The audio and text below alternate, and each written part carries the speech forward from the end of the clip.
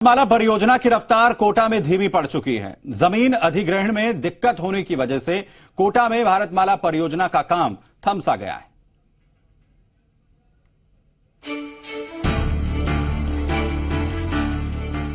Delhi Mumbai expressway corridor परियोजना का काम कोटा में अटक गया है। जमीन अधिग्रहण में दिक्कत आने की वजह से 12 लेन की सड़क बनने का काम थम सा गया है।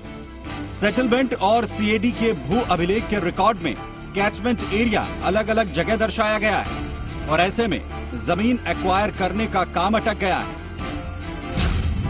दरअसल कोटा जिले में इस परियोजना के तहत 105 किलोमीटर हाईवे बनना है, जिसमें 17 किलोमीटर जमीन कैचमेंट एरिया में आ चुकी है।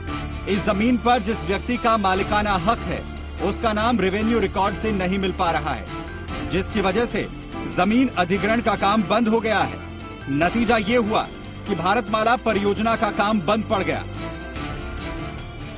यानी भारतमाला योजना का काम तब तक पूरा नहीं हो पाएगा जब तक इस समस्या का समाधान नहीं हो जाता है। 105 किलोमीटर लंबा हाईवे रामगंज मंडी तहसील के लसूड़िया गांव में खत्म होगा।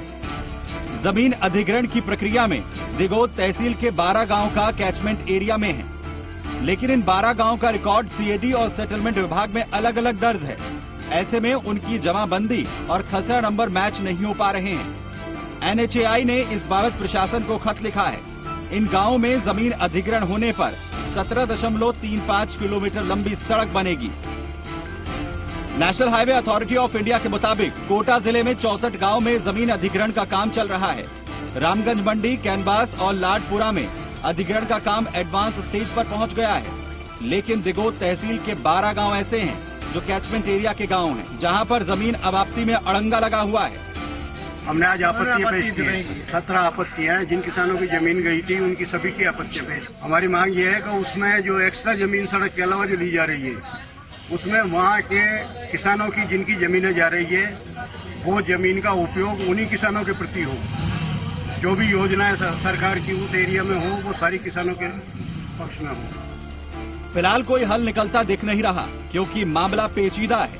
इसका हल राज्य सरकार, एनएचएआई और ग्रामीणों के साथ मिलकर बातचीत के बगैर किसी और तरीके से निकाल पाना मुश्किल है। जी मीडिया के लिए हिमांशु मित्तल की रिपोर्ट।